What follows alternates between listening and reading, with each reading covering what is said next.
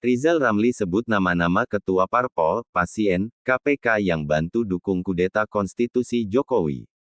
Ekonom senior, Rizal Ramli, menyinggung soal cara berpolitik Menteri Koordinator, Menko Kemaritiman dan Investasi, Luhut Binsar Panjaitan.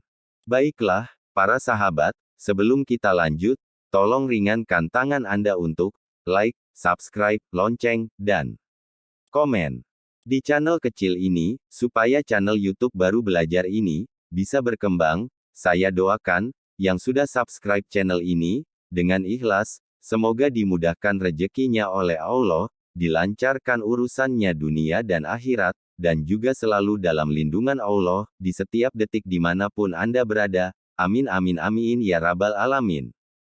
Sahabat, Rizal Ramli menceritakan bagaimana cara kerja politik Luhut, yaitu dengan mencari orang yang bermasalah, untuk menjadi bagian dari suatu operasi. Bahkan, Luhut juga pernah mengatakan, perlunya mencari orang yang bermasalah, agar bisa digerakkan, seperti kerbau yang diberi tali di hidungnya lalu digerakkan.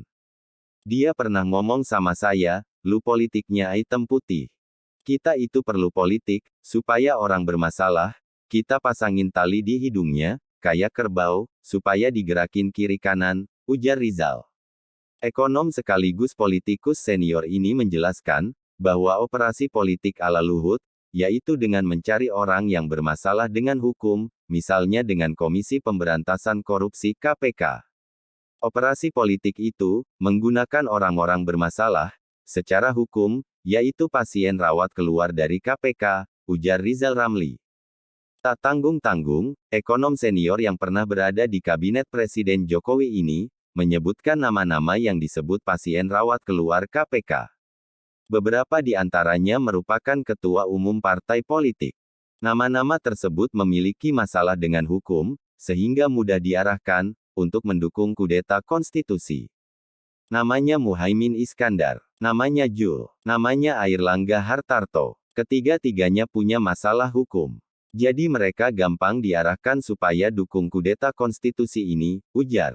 Ekonom sekaligus politikus senior ini menjelaskan bahwa operasi politik ala Luhut yaitu dengan mencari orang yang bermasalah dengan hukum, misalnya dengan Komisi Pemberantasan Korupsi KPK.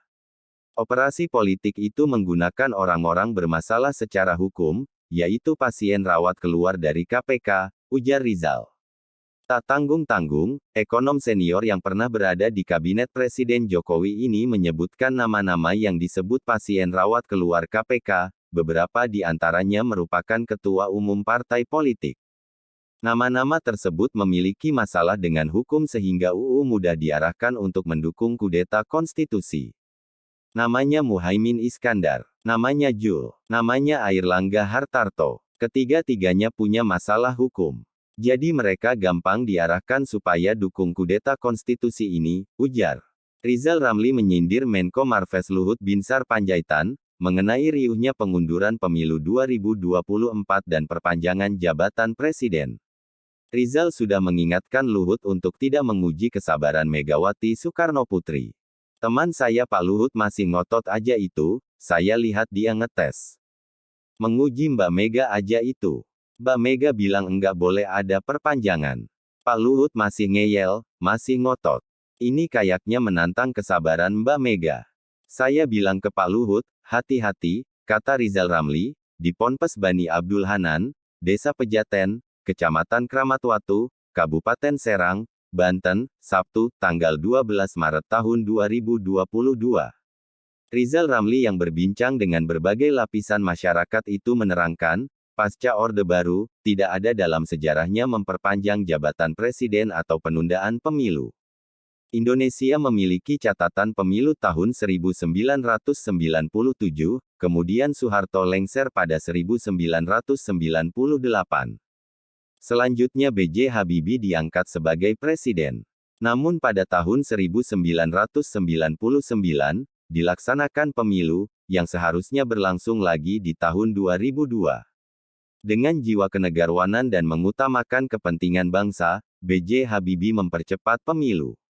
Jadi ada contoh, ketika ada pemimpin tidak ada legitimasi rakyat, pemimpin itu mempercepat proses pemilu. Salam buat Pak Jokowi, Tetap maju Pak, jangan mundur, biarkan saja mereka menggonggong, yang pasti, Pak Jokowi is the best, semangat Pak Presiden Jokowi.